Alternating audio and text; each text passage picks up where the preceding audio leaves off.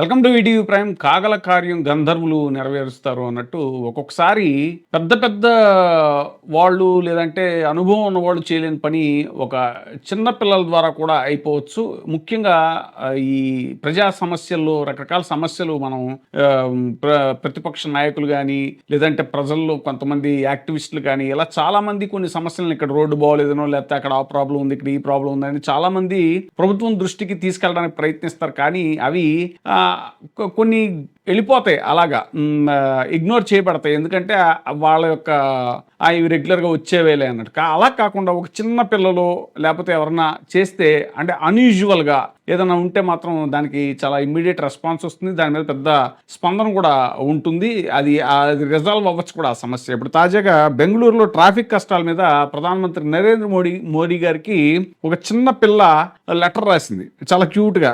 ఏది మన చిన్నపిల్లలు లీవ్ లెటర్ రాస్తారు క్లాస్ రూమ్కి, అలాంటి లెటర్ ఒకటి రాసింది.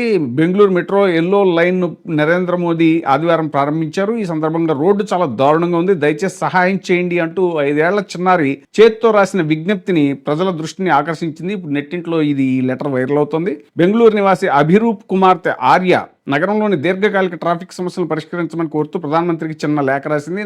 నరేంద్ర మోదీజీ, ట్రాఫిక్ చాలా ఎక్కువగా ఉంది, మేము పాఠశాలకి కార్యాలయానికి ఆలస్యంగా వెళ్తున్నాము, రోడ్లు చాలా దారుణంగా ఉన్నాయి, దయచేసి సహాయం చేయండి అని ఇంగ్లీష్లో క్యూట్గా రాసింది. ఆ లెటర్ ఇప్పుడు వైరల్ అవుతుంది.